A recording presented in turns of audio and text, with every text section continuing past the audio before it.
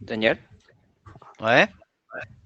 c'est bon, j'ai pu importer incluant l'agenda et l'agenda, mais j'arrive quand je clique sur slide, je ne vois pas. Ah, Hein. alors attends, je regarde. Effectivement, moi non plus, je le vois pas.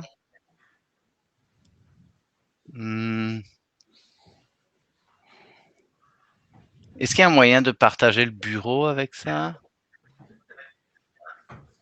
Je crois que si tu fais... Non. Ah non, c'est bon, je vois. C'est-à-dire que tu dois cliquer sur Share Preloaded Slide. D'accord. Tu veux Bon, que je lance en écoute. premier? Ouais, vas-y, occupe-toi de ça. Ok. Si tu as trouvé le moyen, c'est bon. C'est bon, tu veux commencer? Lancer la session? Ouais, vas-y, tu présentes, je fais juste le status en fait. Okay. Hello, can you all hear me? So we're going to start. Thank you for making the time to attend the ACE working group session.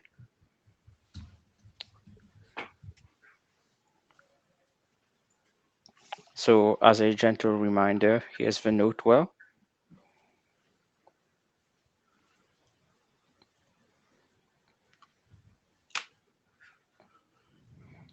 Here are the different meeting tips for those who are remote as well.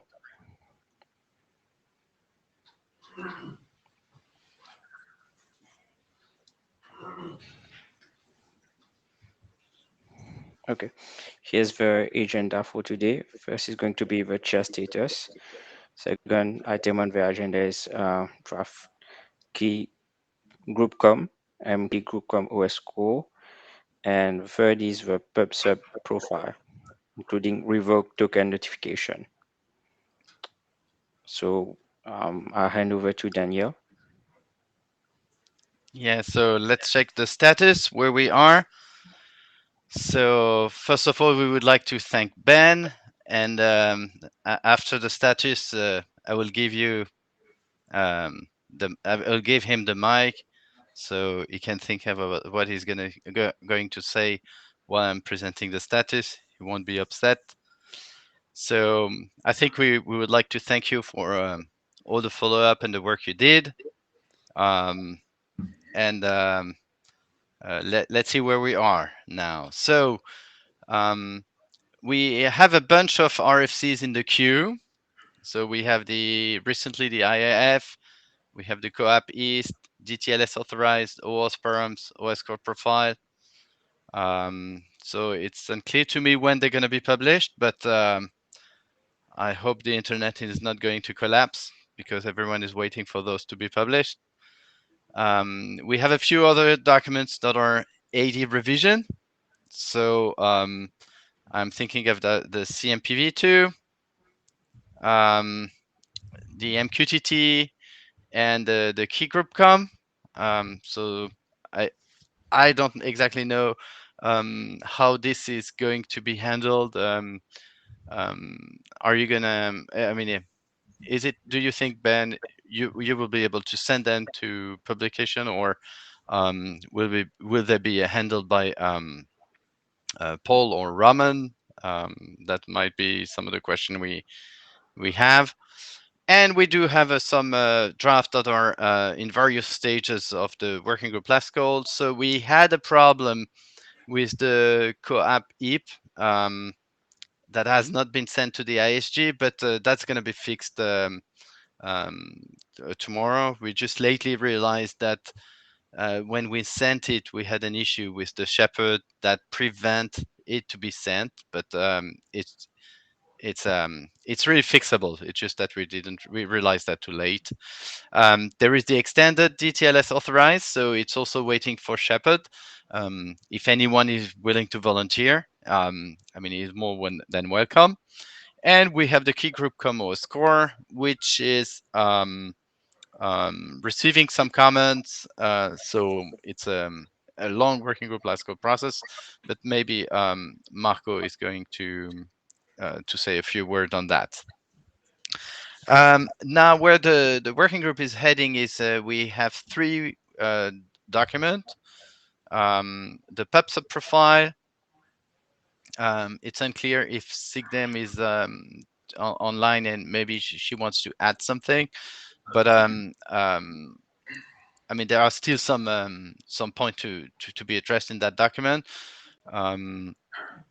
And we have two drafts that are new or not so new in that working group. So, and these are going to be presented this time. My question for, I mean, it's more than one co-author. So is that, do we think that we can ship those drafts to the IHG by July? And that's all. So maybe I can give the mic to Ben, and if anyone has anything. So, oh, I see Francesca in the line. Please go ahead.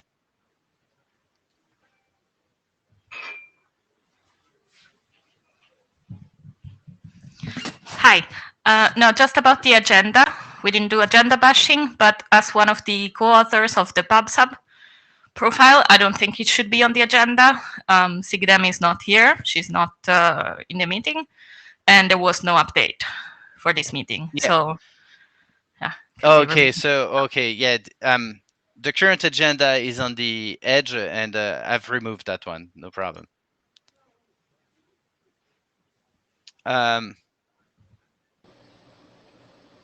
Okay. Anyone in the queue? No? No. Ben? Okay, great. Yeah, so it's been a fun time working through all of this stuff the past few years. That was a good reminder about the status of some of the outstanding documents. I think the CMPv2 co-op transport is probably not going to get approved in the next day. But I will definitely take a look at the co-op East, and I think the MQTT profile I'm going to try real hard to get sent to the RFC editor before things hand off. I know that Sigdem posted an update, and I've been asking the remaining two discuss holders to take a look and hopefully clear, and then I'll review the diff myself before sending it off. But that's probably the main changes from the current state that I expect before my term fully expires. We do have the sort of core 4 documents in the RFC editor as well, but I think there's still a couple of final edits to make things consistent across the cluster of documents that we want to do. So we're going to try and not rush those out, if my sense. Thanks. Okay, thank you. One thing I'd like also to confirm is that I see Göran editing, taking notes, but I'm just wondering if anyone can help him for the minutes.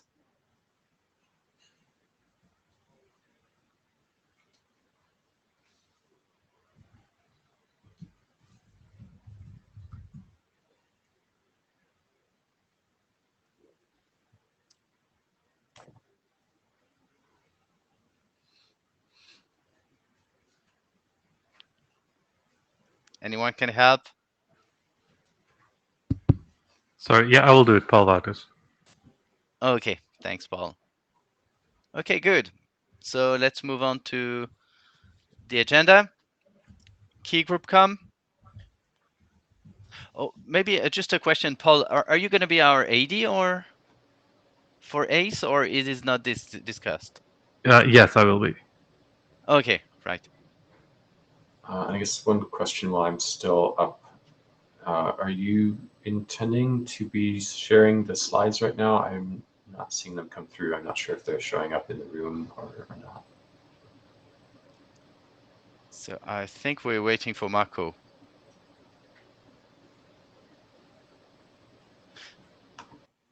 Hi, Daniel.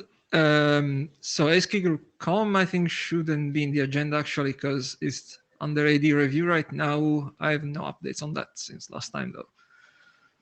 And Yeah, it's the GroupCom OS core, I think, on the agenda. right, that's in the agenda. So I think you should share the slides through Meet Echo. Okay. Right. I'm on site, by the way, so I can see you. So let me check. Preload slides. Share So preloaded slides. okay, so you're doing it, Logan. Good.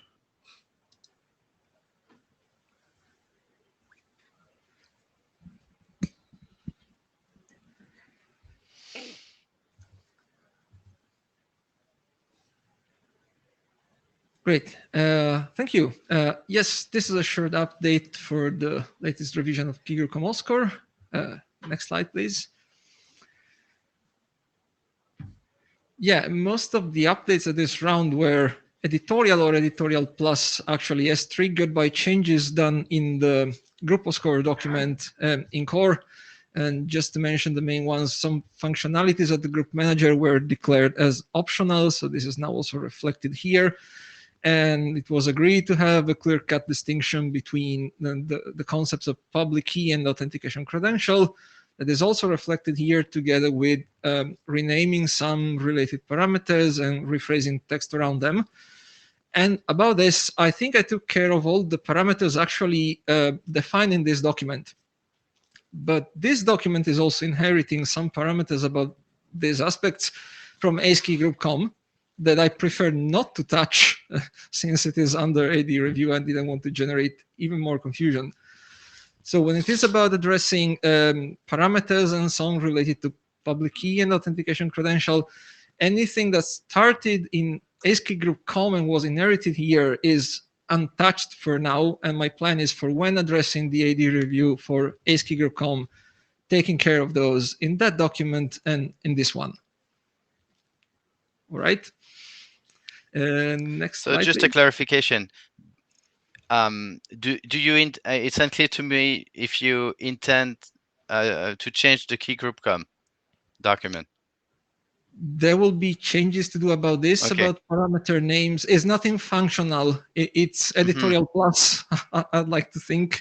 But yeah, it's a matter of consistency with, well, the group of score document in core to start with. And Okay, I good. plan to do that as part of the AD review processing when it comes. Mm-hmm. Okay, next slide, please. Right, it was also an opportunity to do some fix and update in the IANA registrations about the integer register to declare explicitly the format of scope used here, and also following the last call reviews and other reviews for the AIF document now approved, I also make related registrations more consistent. And I noticed once this document was already submitted that some text about AF again has to be improved here to be aligned with what was agreed after some last call comments on AIF as well. So what you see at the end of this slide is actually what's left to do as related to AIF that I plan to take at the next revision. Next slide, please. Yeah, so that was the status for this revision, which is aligned, by the way, functionally, which is the most important thing to the group of score document in core. The document is formally under working group last call, and we got a review from Joran. Thank you very much for that. As far as understood, is the first part of the review, actually, which is mostly about trying to enforce a new structure of the content in the document. And based on this new structure, when enforced, I understand more comments on the actual content will come back. So my plan is, of course, to start working on this restructuring first part as soon as possible. For convenience, I suppose it's just better to submit a new version and then the work can continue there on applying actual comments. And right, I mentioned already the syncing that will be required with ACE-KeyGroup.com about those pending parameters when the AD review comes from ACE-KeyGroup.com.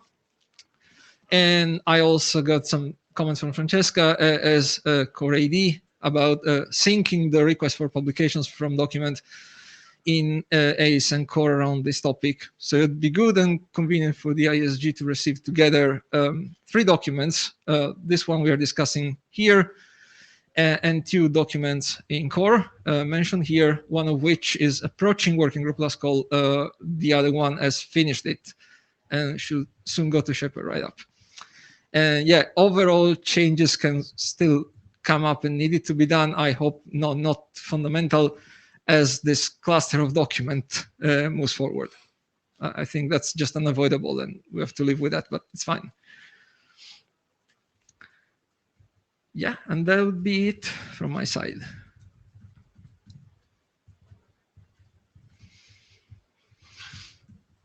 Okay, good. Any questions?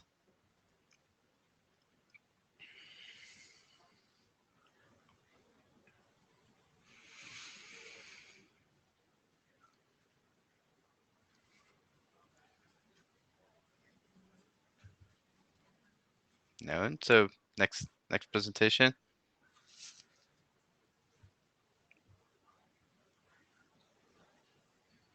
That should be GM admin.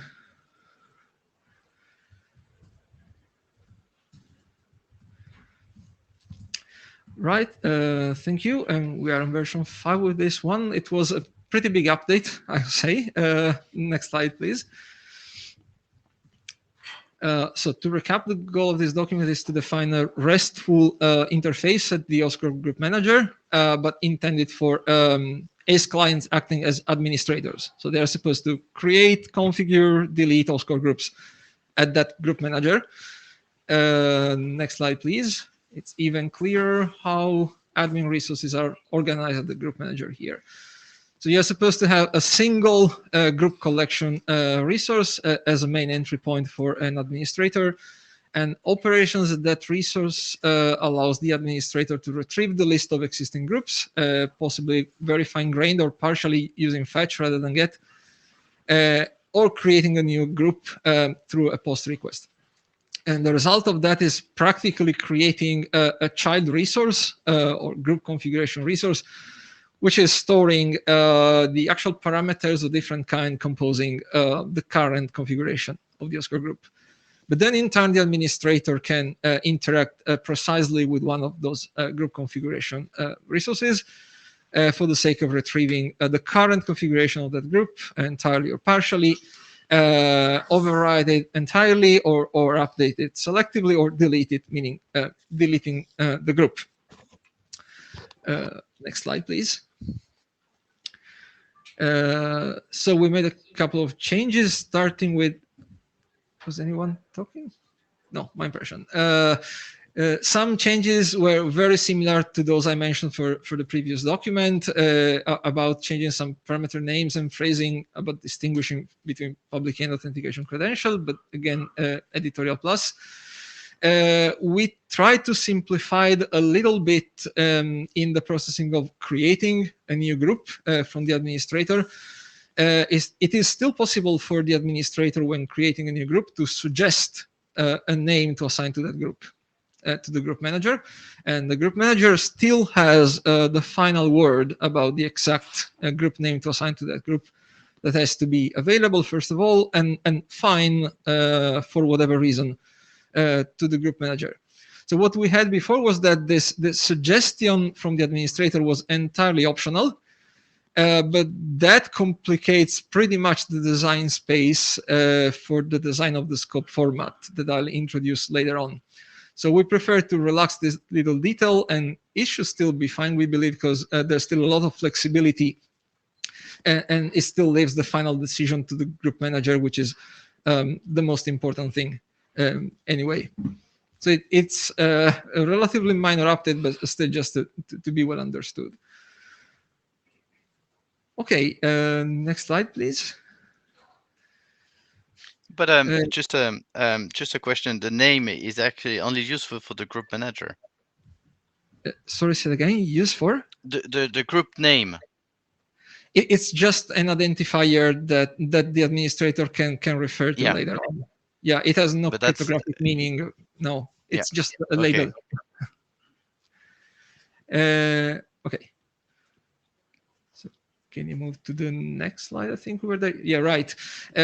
We were under specifying how exactly the group manager informs the group member right after having updated the configuration of the group. Now we are more specific with that, and we are trying to reuse as much as possible content format, message format, and so on from KeyGroupCom OSCORE, which is pretty nice.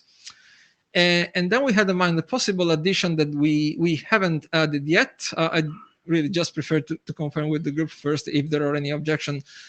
As I mentioned before, in recent changes in the core document, we have made optional for the group manager to support, among other things, the recycling of group identifiers in the group. So if the group manager is actually able to do that, it would be convenient too to extend the lifetime of the group forever in principle.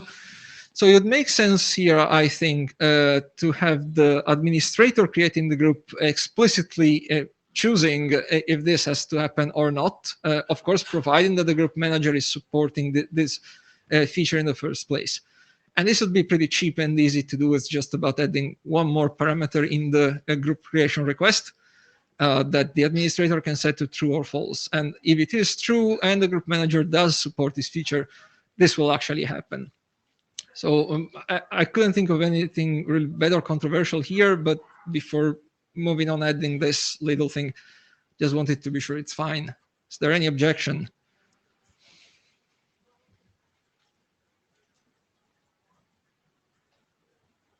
Heard none. So, well, I'll give it a try and add it. It's relatively simple, and then it's probably even easier to review on text having this. Okay, next slide, please. Right, this is the bigger change instead that we have postponed for a long time, and finally we've made it. And it started a long time ago, because so far we were not specifying the exact format that scope should have in a token request response and in the actual access token. It started with all input from Jim Shad and Christian Amsus. Jim Shad on his side imagined a workflow where the administrator obtains the first token, posts it, and building on the granted operations and can perform, it actually creates two groups, G1, G2, does something with those. Okay, that token eventually expires, and the administrator requests for a new access token and posts it. But that will practically result in establishing a new secure association and secure identity for that administrator. And basically, the group manager cannot recognize that administrator as exactly the previous one anymore. And this can be a complication because we would like that administrator to continue doing some things in the groups it created them itself before. But at the same time, without having to touch access policies at the authorization server anymore. So this was just something nice to be able to achieve somehow, building the scope in a convenient way. If you move to the next slide, please, then we also have the input from Christian that at some point, of course, noted you're really focusing on one single administrator doing potentially everything. It would be good to have, beside that, also a different class of administrators, like able to do at least something on groups that they didn't create themselves, but created by some other, say, main administrator. So putting all this together and having further discussion also with the proponents and the co-authors, we started to sketch a possible format of scope. We had placeholder text about that in the previous version of the draft. And now we have a full first definition of this in this revision instead, that I can show you in the next slides. Can you move to the next slide, please? Thanks. Since we are going to use AIF, of course, we didn't have to start from scratch, and we thought of evolving the AIF data model that we are using, first of all, in the KeyGroupCom OSCORE document presented before. If you remember, there we also defined scope based on AIF, where scope is a set of scope entries, and every entry specifies as a TOID an exact group name, and there the group names come again, by the way, and STPerm the exact roles that the client owning the token can have in that group. So that's what happens in that document, but we can do something kind of similar in our case for the administrator now. Next slide, please. Yeah, still using AAF, we basically defined a new AAF data model for administrators, which has a fundamental difference. TOID here is not an exact group name. It's rather a pattern of group names. And tperm is, again, an integer to be read as a bitmap encoding the permissions that an administrator has on any group whose name matches with that corresponding pattern. Of course, a set of permissions. This is not really like the roles of a member. We thought of permissions that can be mapped to the operation that we have defined on the interface for administrator. So retrieving list of groups, creating, reading configuration, updating configuration, deleting the group. And this should address both original input from Jim and Christian. Jim's because it thinks in terms of patterns of name, not exact names anymore. So it's friendly with an administrator asking for a new token following the expiration of the first one. And it also addresses Christian points, we think, because basically a non-main administrator can just be granted a token with a more restrictive name pattern and with less permissions than the original main admin. If you move to the next slide, that really summarizes making a parallel with the format used in KeyGroupCom OSCORE instead. So again, scope would be a collection of scope entries where each has a pair name pattern and integer encoding the granted permissions to an administrator for any group whose name matches that pattern. First of all, any overall comment on this direction, use of AIF? So maybe I have more than a comment. It's just a question. I see that we're using the name of the group as not only a property for a specific group, but it has some implications on access and things like that. So I was wondering if the group can have an ID, which is a random number, for example, and that the name is actually one property is associated to that ID, instead of then having. I mean, I'm just wondering if that's something that would be feasible or not feasible in our case. I think it is feasible and can boil down to an implementation detail on the group manager and how it generates names. But this started already with KeyGroupCom OSCORE, where names are used already. So groups are identified by a text string name already included in tokens for group members. So this just builds on that thinking on the first step when the administrator creates the group. You may, as a group manager, generate a random number if you want and express that as a text string, and that's your name. Sure, that's really about local preferences for the group manager, and you can do that. But it feels more friendly to have the name ultimately expressed as a text string, I think. Yeah, no, I mean, Ben is in the queue. Yeah, please go ahead, Ben. Go ahead and finish your question, Daniel. No, so what I was suggesting is that when I say a random number, it's an ID that has no meaning as opposed to a text string, and then we attach to that. As I'm saying random, but I should say opaque. It's more opaque. Is more maybe something like an opaque identity, and then you assign to that identity a name that you can change. It's only one properties. That was what I was suggesting. So changing it would be a problem. It's in fact something to be decided once and for all, and living with that group all along.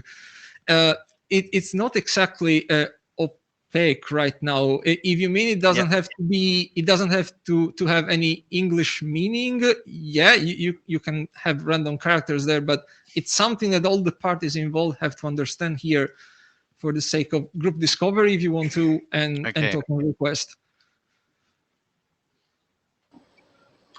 Yeah, so I guess that's to me. I was just going to say that, you know, naming entities is one of the classic challenging problems in computer science, and it's obviously going to be important for us to be able to use some of the structure of the names as we represent permissions and like the wildcarding of the names to help us make our representation of the permissions more efficiently encodable.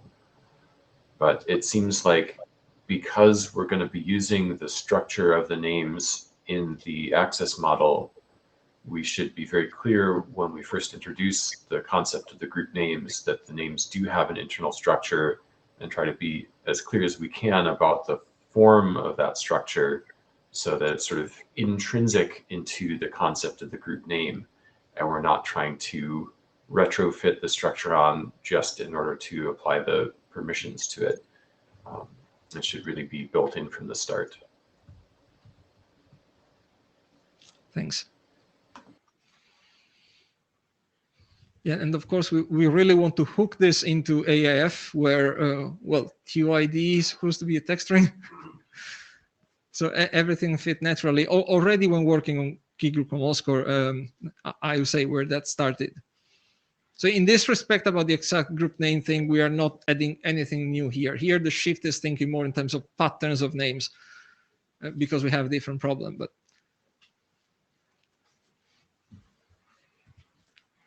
okay, thanks for the feedback. Yeah, if you can move to the next slide, please. Yeah, after having defined all this, of course, we realized, and then there are some practical actions to take as some of the actors involved.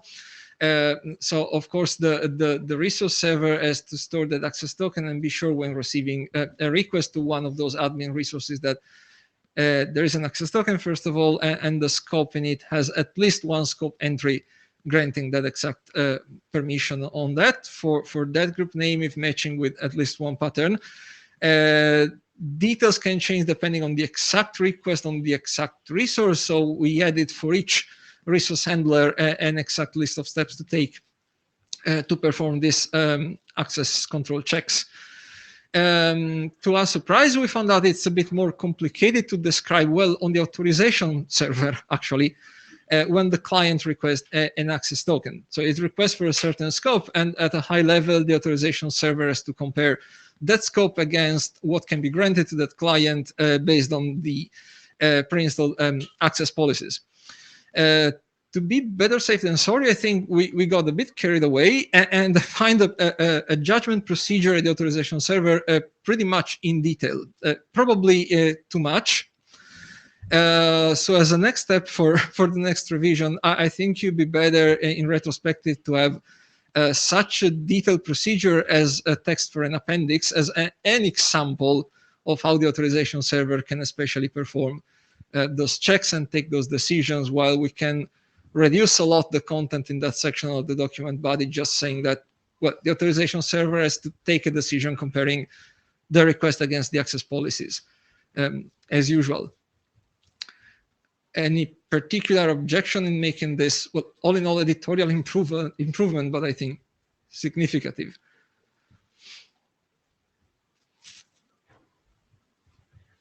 Here, none, so I'll give it a try. Next slide, please. And we're getting to the end, I believe. Yeah, this is something to think through. I think it's a possible nice optimization. There may be cases where the same ACE client is supposed to be both administrator for some groups and member of some other groups at the same group manager. But still, then we would really like to have only one access token involved with one pop key and so on. So ideally, it would be good to have a single access token with scope containing a mix of scope entries for members and of scope entries for administrators. And we think this is really easy to achieve, actually, thinking of the way we have especially encoded the permission part, tperm. So if you remember in the AF data model from ASCII group common score for group members, in every scope entry, tperm has the least significant bit reserved and always set to 0. Well, it's exactly the opposite in the scope entries for administrators, where the last bit of tperm is always set to 1, meaning that still with the name pattern playing a big role, every administrator has basically the permission to retrieve the list of existing groups. So if you build this bag of scope entries of different types within the same scope, you are able to trivially distinguish those just by looking at the last bit of tperm. So we were thinking to introduce this possibility, of course, which is just a plus, unless there are particular objections or controversies anyone sees.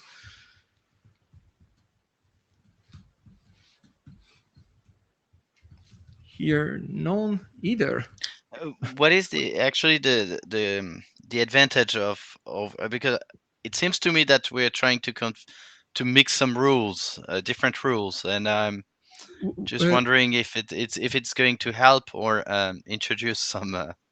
It helps because you can stick to one access token only, and typically a resource server is supposed to keep only one access token per pop key per client, and you'd be able to comply with this requirement here, keeping one access token for the same ACE client.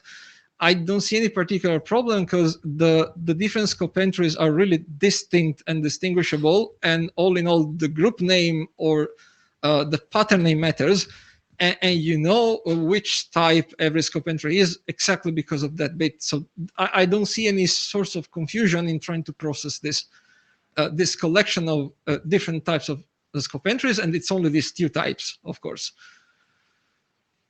But the advantage is that you can stick to one access token only.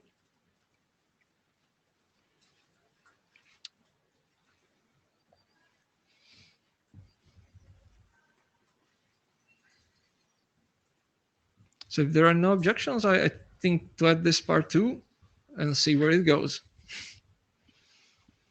So basically, as a user or anything I'm going to do, I'm going to consider the union of the. No, as an admin, what matters to you are the entries where the last bit of tperm ends with 1, which classifies them as admin entries. And you can do what tperm tells you for the corresponding TOID entry or part of that scope entry. So you will have some permission for all the groups whose name matches the corresponding name pattern, and the same for another admin scope entry, and so on. But then you may have together in the same scope also some member scope entries. And then things work just like in ASCII group common score, nothing new to define here. So what would be new to define here is how you make practically the 2 types of scope entries coexist. And bottom line, the trick is looking at that least significant bit. Then okay. You just follow their individual semantics.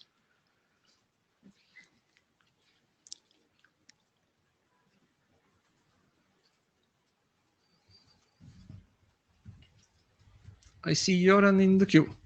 Yeah, well, I was going to ask another question, but let me start with this one. So this bit is only just it's just like an keeping track of things. It doesn't have any meaning. It's not like you get any other privileges, or it's just a way of displaying where keeping different the permissions for users and for admin. Well, it has a meaning. We can use it to distinguish between the 2 types of scope entries as a lucky byproduct, but otherwise it has a meaning. In the green box, it's basically allowing the administrator to perform the action about retrieving the. Yes, the thing is, it's always set to 1 for every administrator for which this scope entry is released. Right, you forgot about that. Okay, so it's the admin is sort of signifying the admin rights in some sense. Yes. For the blue case, well, if you want to, it also has a meaning, but it was defined as reserved and set to 0. So it's a non-meaning, but still they have a meaning. First of all, it's just that we were lucky to notice, oh, they can be used to distinguish which is which. Yeah. Okay. I come back with the other question. Thank you.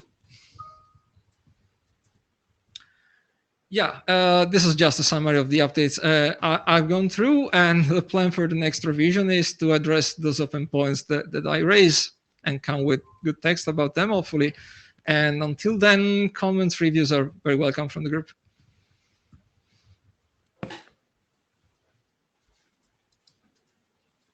Okay, maybe then I should take my question. So, sorry, something.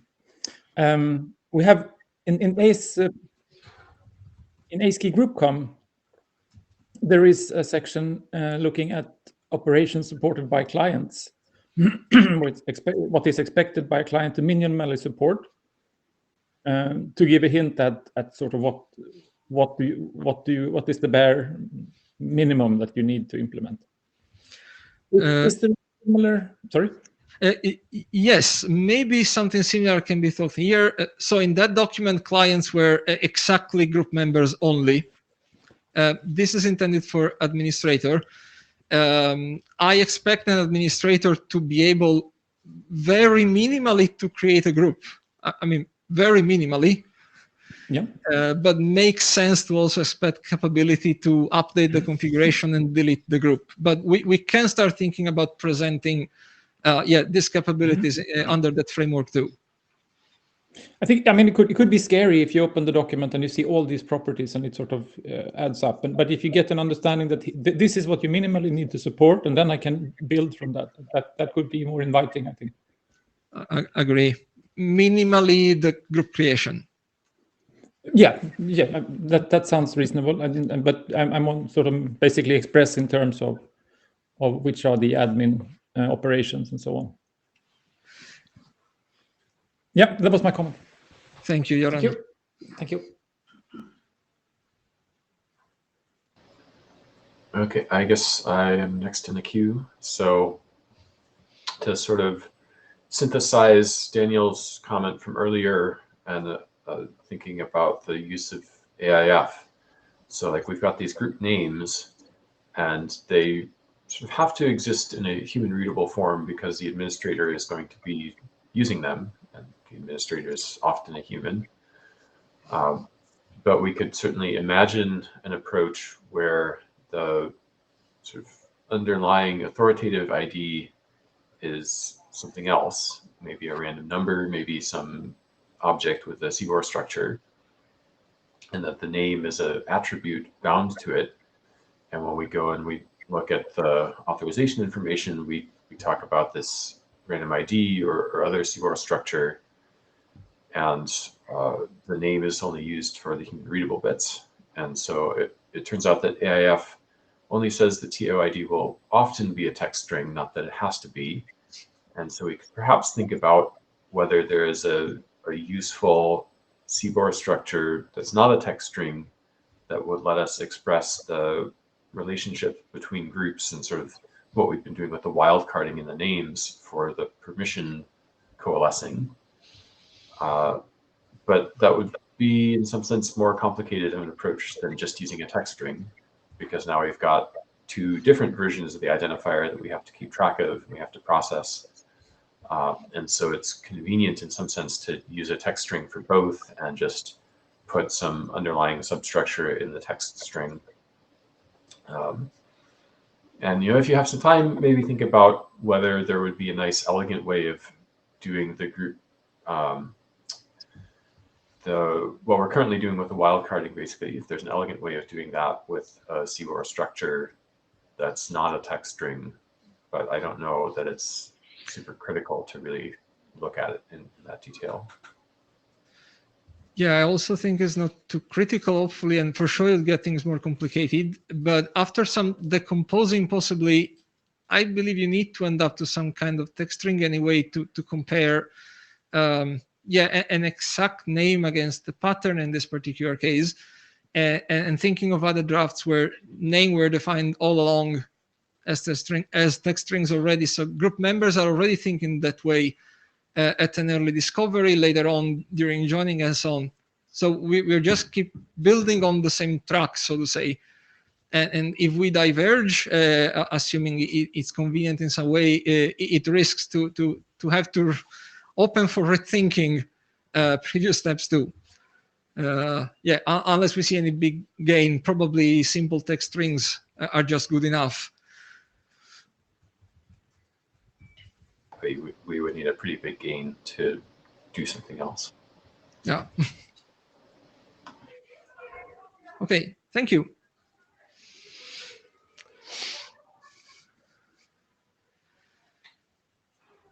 Slides.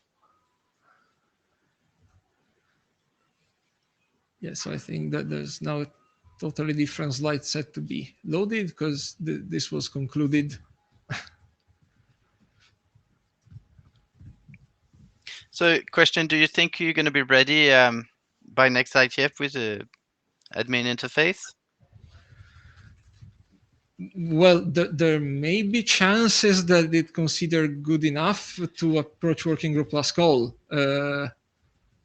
I'm not sure. We can try. It depends how the documents evolve. But ready at most means that, because I mean, we haven't even approached working group last call yet.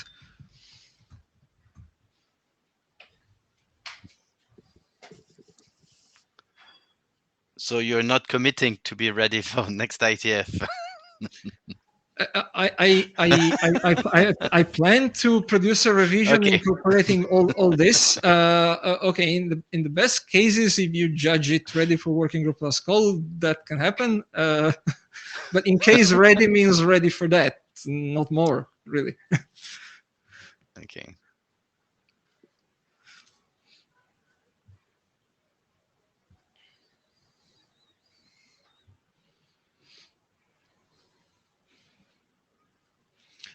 Yeah, I'm done with this presentation. I think there is one more on the revoked token notification document.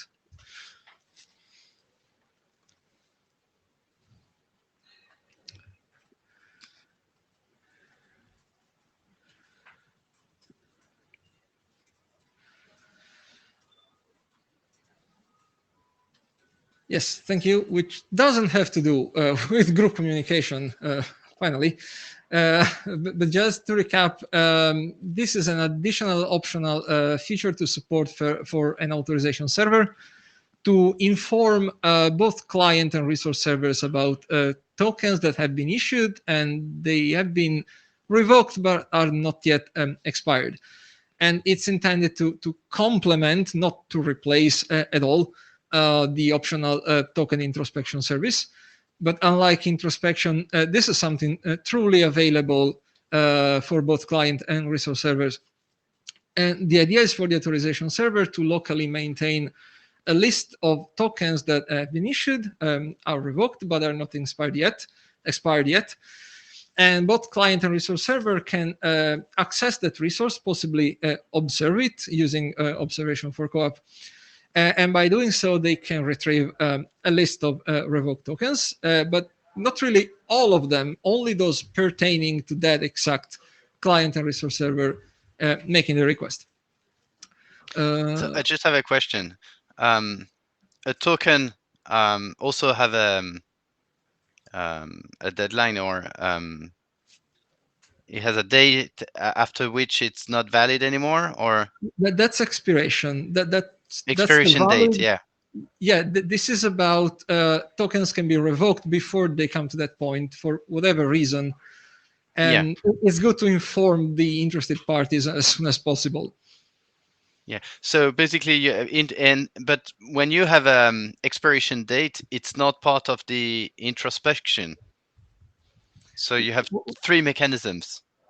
Well, if this is my understanding. If you try to introspect an expired token by reference or by value, the authorization server will tell you this token is not valid, and I think you can specify why, and then okay, you delete it.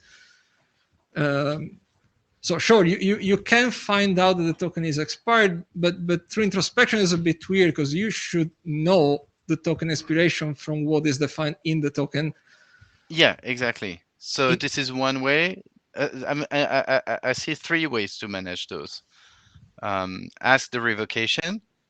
I mean, you look at the expiration time, and you have the introspection where you ask what is the status of that token, or and so on. Well, you know when it expires. Yeah. So introspection can be useful to learn in advance if the token has been revoked. If you take the initiative to introspect, of course, that you can do one token at a time.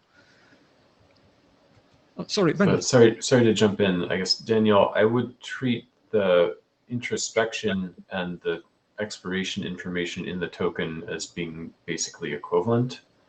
And Okay. so if there was a token that had an expiration time, but it got revoked before then, I would still expect that when I go and consult the token introspection, it would just tell me the expiration time of the token. I would not expect introspection to have the additional information about revocation. Yeah. Okay. Thanks.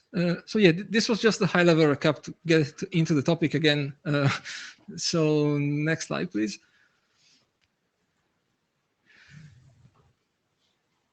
Yeah, and to add on that, there are different ways for clients and resource server to retrieve this information about revoked tokens from the authorization server. We have right now defined 3 modes of operation. One must be supported by the authorization server. We called it full query. And basically a device, being it client or resource server, doesn't really matter anymore, retrieves all the pertaining tokens that have been revoked. In the diff query, it's not about retrieving indications one by one of all the currently expired, revoked but not expired yet tokens, but rather a list of recent updates performed to that set of revoked token. And the third mode of operation built over suggestions from Ben actually some meetings ago, and using the cursor pattern of the series transfer pattern. It's basically an extension of the second mode that additionally allows for transferring updates in chunks, even starting from a particular indicated resumption point. But details about these modes are in the draft anyway. It was just a bit of context again. Next slide, please. Right, this was recently adopted, basically right after the previous IETF meeting. We received a review on the list from Marco Rasori from CNR, to whom we are very grateful, and is also implementing this draft, building on our implementation for Java Californium. And we submitted a new version, in fact, addressing most of that review. I think we still have an open point and adding more text about underspecified error handling and token processing, other than some editorial improvements. Next slide, please. Yeah, I just wanted to mention the main points from that review and the open point that I have left from it.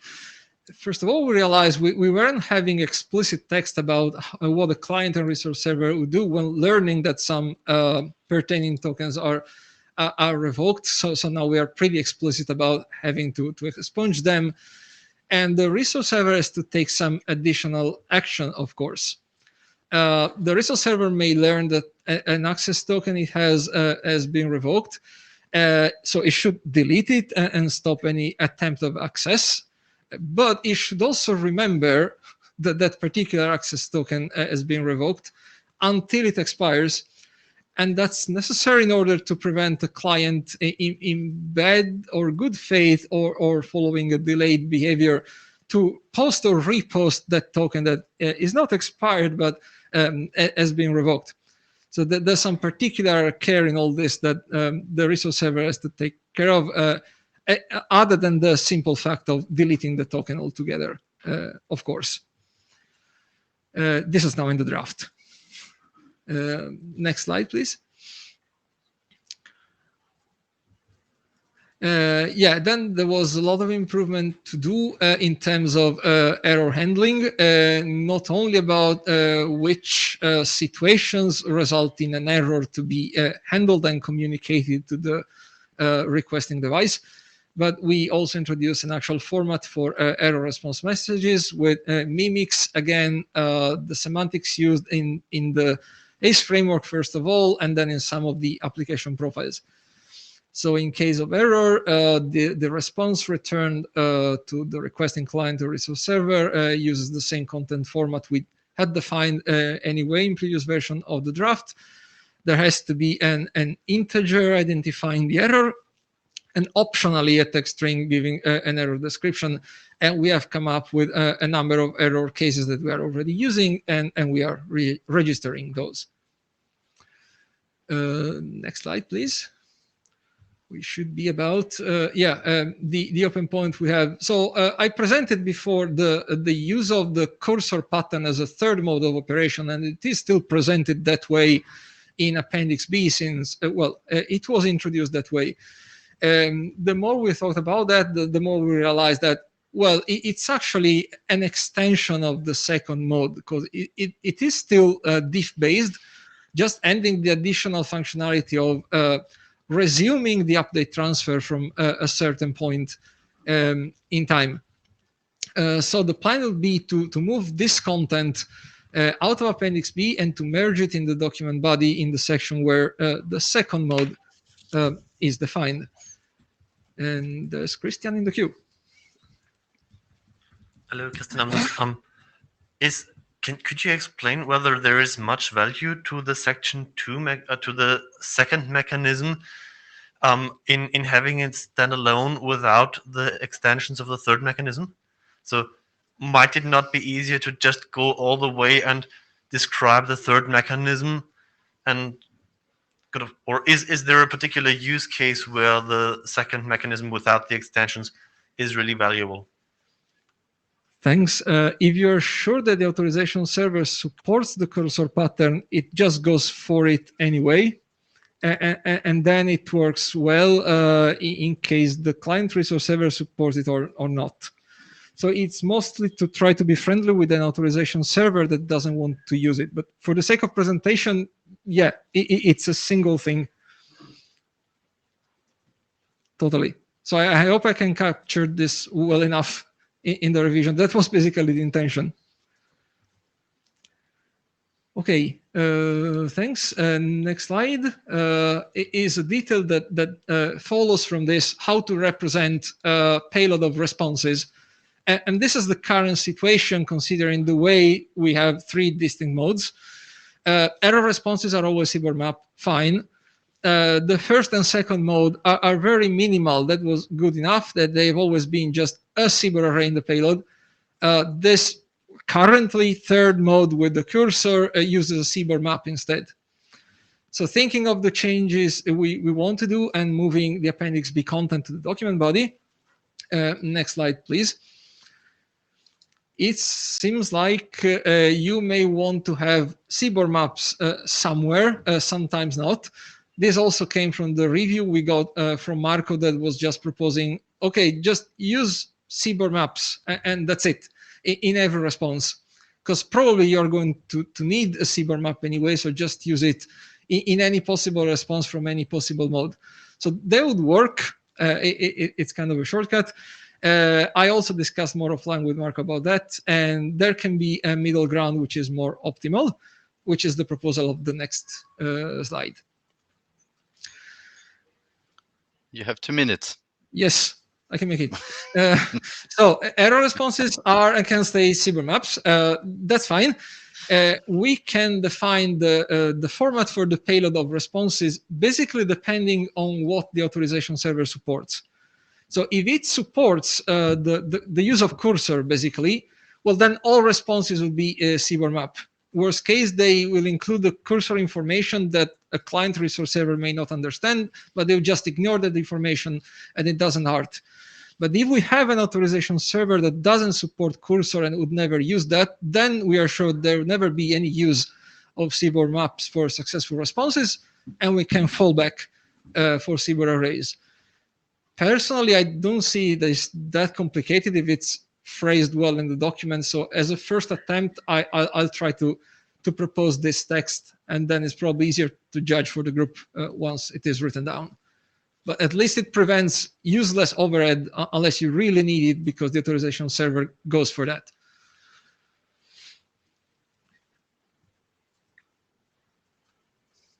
This will probably go through a few iterations, of course, before we are all happy enough. But I'll take a first attempt. Okay, good. And that's it. So thank you for presenting. Thank And I think we can conclude this meeting. But before, I'd like to ask maybe last time if Ben is willing to say something, or if Paul, our new AD, is willing to say anything. So, Paul speaking. No, not yet, because well, I'm not yet an AD, and I definitely have to read up on everything that's happening in this group. Ben has been great at giving me a handoff on a lot of things, but I have a lot of reading to catch up on. But I'll reach out to you as chairs to once I'm ready for you. Okay, sure. Thank you. So I think we're done. Thank you very much.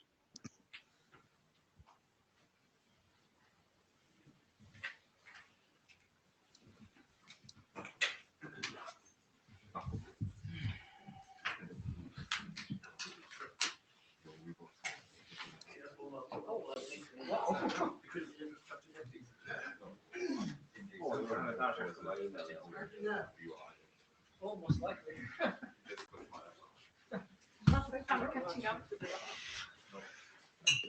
Which, of course, I have to. When is the next formal telechat? Like next week? First week of April. Right. So But I have a lot of reading to do there first. yeah, but yeah, catching up is like in parallel with each other. Yeah, I might have to do a few no objections there. I think it's the 7th. Yeah, I think it's kind of why I expect more up to date by Yeah, but like